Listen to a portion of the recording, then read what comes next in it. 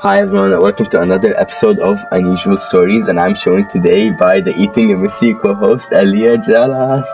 Hey guys! Oh, where'd you go? Okay, today's podcast episode is about parallel universes and the story of the man from Torad.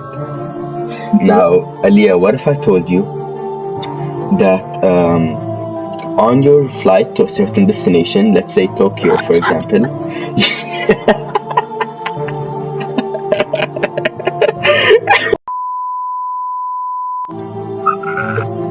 okay, let's say you're on a flight to a certain destination. And once you land, you realize that you landed in a parallel universe.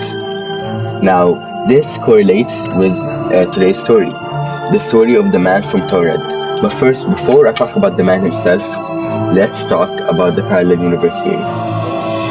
So the parallel universe theory just states that there are multiple Earths or universes exist, and those universes are generally similar like ours. Like you'll have a Nordine and Elia, same people, but there will be like unique differences that affect the major population of those universes, right? So let's say in a parallel universe, the color blue doesn't exist, right? But mostly everything else is the same, right? And it can be non-distinguishable at times, right? Uh-huh. Yeah. Do you think that parallel universes exist? I mean, we're not sure. Science can't actually decide on whether or not they exist, because it would be really hard to test whether or not they do exist. Many people believe that dimensions are a gateway into parallel universes. Like, for example, the first dimension, which is a line, second dimension, which is a plane, and the third dimension, which is what we currently live in. Many people believe that fourth dimension and onwards are like kind of gateways into parallel universes. What? Gateways into parallel universes. Oh. They also believe black holes and wormholes can like help you enter. North Pole? No, black holes and wormholes. You know what? And what? Black holes and wormholes. Wormholes are kind of like wormholes are kind of like folds in space, and like there's like a hole in between that fold that allows you to get from one place to another. And many people theorize. We're not actually like sure about the existence of wormholes. It's just a theory also. But many people theorize that if you do enter one, you'll end up in a parallel universe. But it would be very hard to test this, because even if we did find a wormhole, like how can you send someone through it, and like would they even end up on Earth? We can never be sure. Maybe they'll just end up at a different part of space. And it's not like you can like send someone to a black hole either. But many people still do believe the parallel universe theory, and this story actually supports that claim. Now, the man from Torad is a story about a man who showed up suddenly. Really? Yeah, about a man, and he showed up suddenly at an airport in Tokyo, right? Now, when he showed up, officers there were very confused. Okay, his passport did not match that of any other existing country, but it looked legitimate. It looked very high quality, and it looked like it was, a real passport. But the passport stated that he was a citizen of Torad, right? Taured. Okay. So then they were questioning him about it, and this man, he spoke a combination of French, Spanish, and he would even speak Japanese to the Tokyo officers, right? They were very confused, and when questioned about the country where he was from, he seemed like he was the one who was confused. They were asking questions, and he was like, what do you mean you don't know that Torad exists, which confused the officers even more, right? Now this all seems like suspicious, right? Yeah. Yeah, so the officers, wanting to find out more about Torad, they kept asking the man to point out Torad on a map, okay? And where do you think he pointed at on the map, based on the languages he spoke? Europe? Yeah, he pointed at Europe. He pointed directly on the border of Spain and France, right? Now, this confused the officers, the custom officers, because they thought, it's just Spain and France. There's no Torad there. And he was even more confused, and he was claiming that country, Torad, had existed for over 1,000 years, and he kept telling them stories about the history of Torad, and this just made them even more confused, right? So then, they ended up wanting to find out more about this man, they ended up getting him a hotel room. But before they did that, they wanted to find out if he initially had a place to stay and what was his purpose of visit, right? Now, what do you think he was there to do? What? Why do you think he was in Japan at the time? I don't know. You tell me. He showed up to Japan stating that he worked for a specific company. Okay. Okay. Now the company did exist in Japan, but when they called the company stated that they had no affiliation with a country named Torad. So there was no way, if he did actually come from a country named Torad, that he worked there. Okay. And then he said that he had a hotel booking, and hotel did exist, and it was in Tokyo. But when they called hotel, they said there was no booking under that man's name. So they got him a room, and Okay. I feel like I need to mention the fact that this room only had one entry and one exit. It was one door, there weren't any Okay. balconies. One entry and one exit, right? One entry and one exit. It's Okay. just one door, one door. There were no Okay. balconies, no windows, right? And there were two policemen outside of his hotel guarding the room to make sure he doesn't run away. Okay, because they suspected that he may be attempting to enter the country illegally, and this was a case of passport fraud, right? Um, so then, when they tried to interrogate him in the morning, they went in the room, and guess what?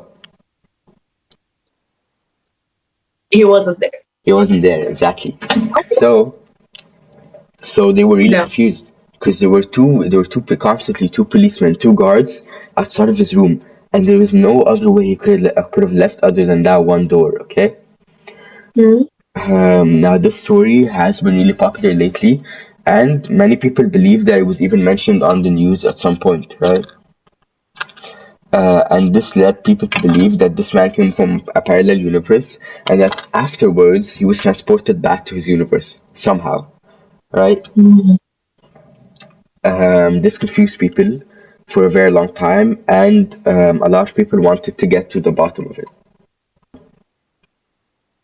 Damn, bro, that was okay interesting. Not gonna lie, I feel like because of this story, like a lot of people, 2,000 years later.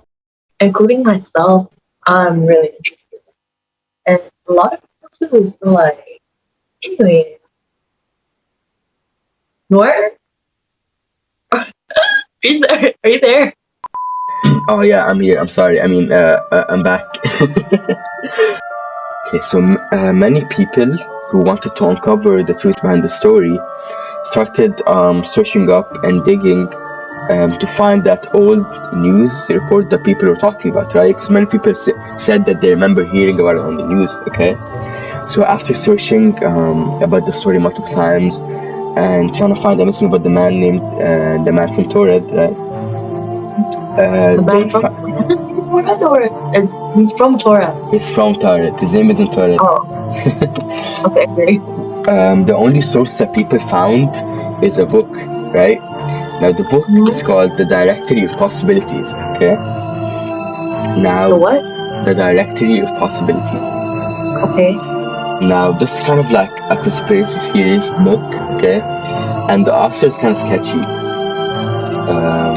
He's known for making up stories or changing stories, basically to sell more books, right? Or stealing ideas even, right? So as soon as people found out, okay, yeah, it's a book and it's by this author and that's the only source of information I have on the story, they're like, خلاص, يعني it's fake, right? That's what most people thought. Now, do you actually think it's fake? Is it what? Do you actually think it's fake? The story? I don't know. I mean, cause like the like subject, the parallel universe, is interesting, but I don't know if I like actually. Exactly, you'd have to believe in like parallel universes to to actually believe in the story, right? Because how can a person just disappear overnight from a hotel room when there was only one entry and one exit, right?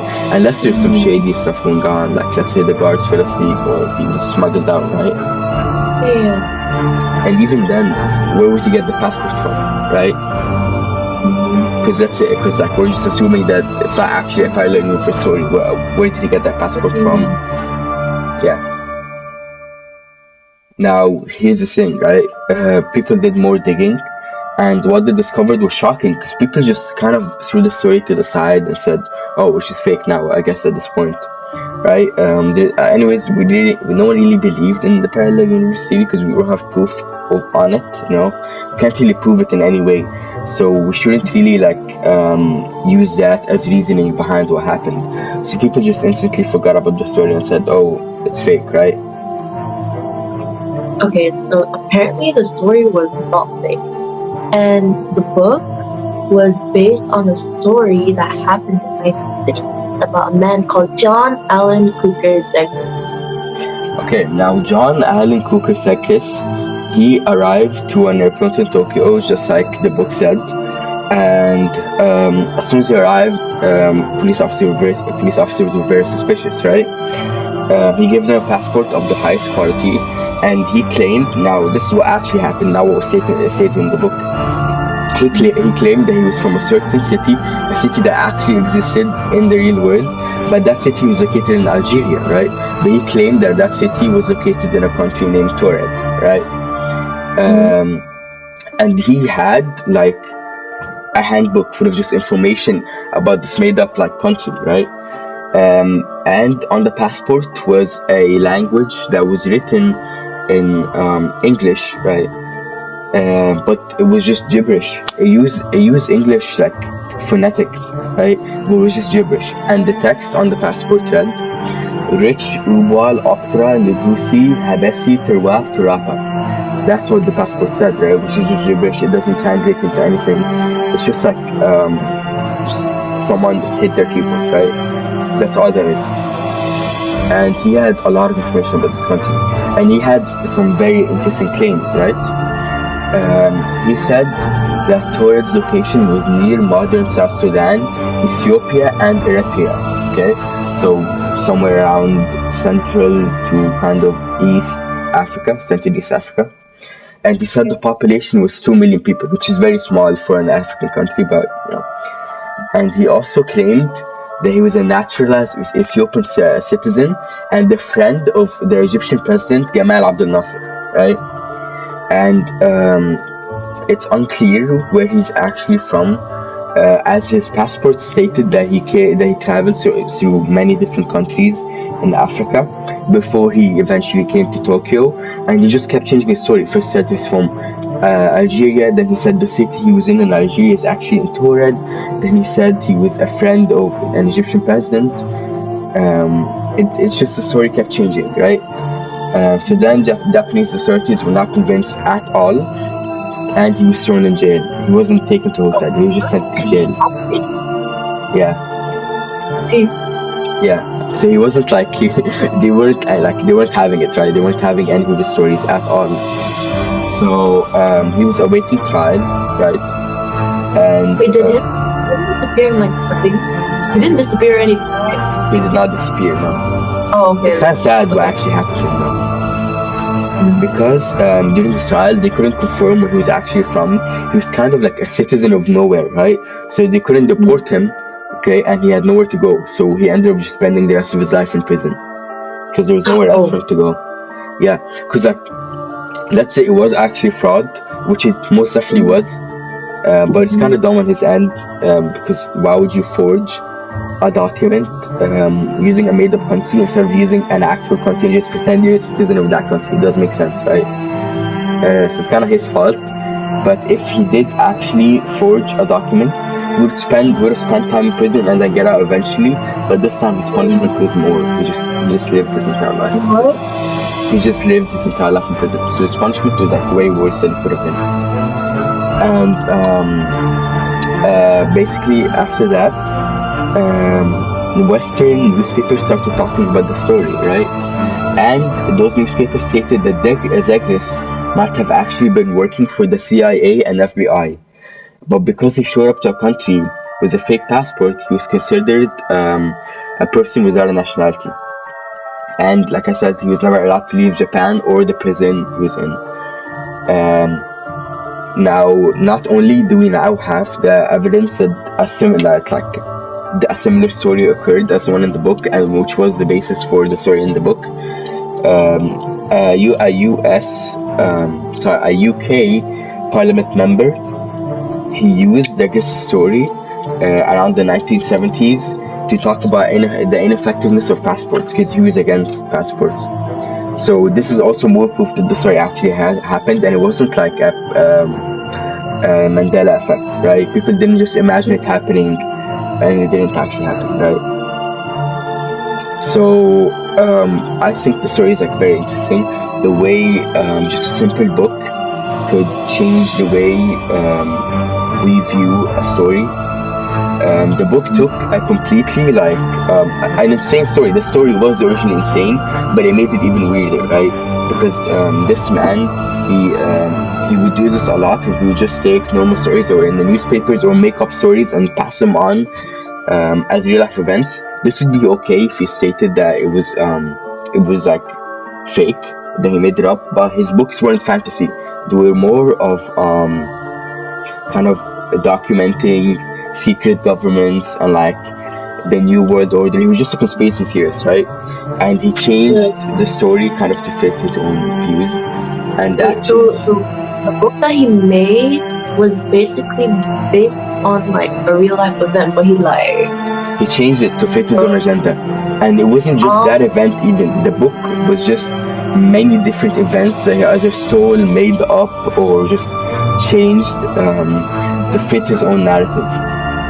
And it really shows you how much one person can influence kind of because people I guess even when reading the story, I was like, there's no way, it has to be like parallel universes or some shady shit happened, right?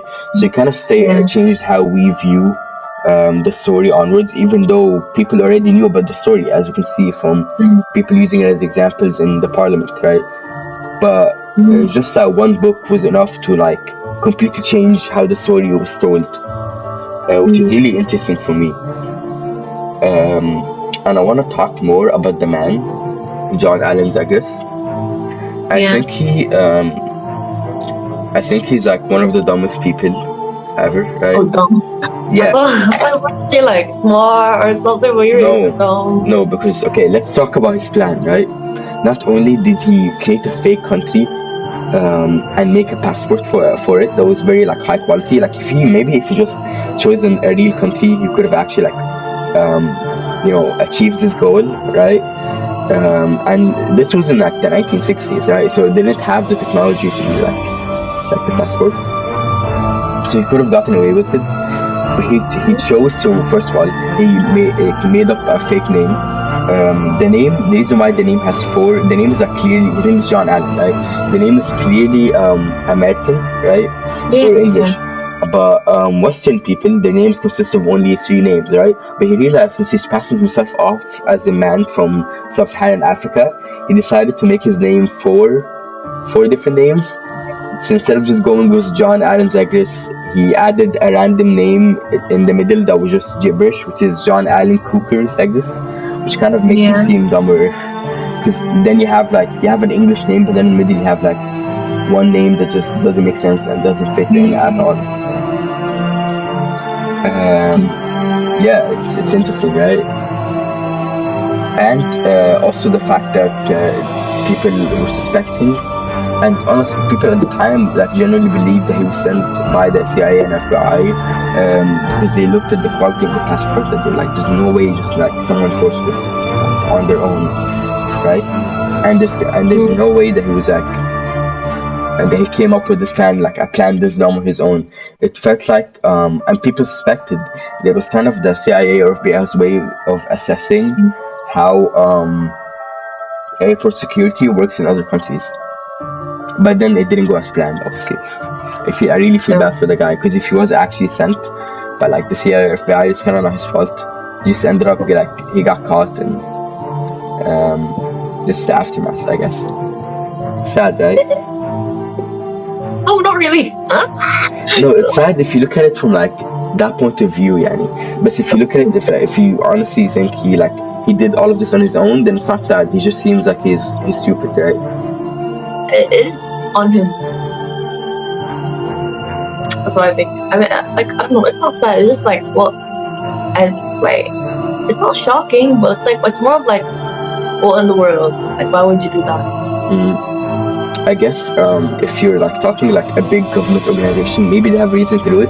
Maybe they try to, on purpose to dumb down the passport as much as possible to see how much they can get away with in other countries, right? Like how stupid can you make the passport and still end up getting away with it, right? I guess that's what they wanted to test, and it really didn't go as planned.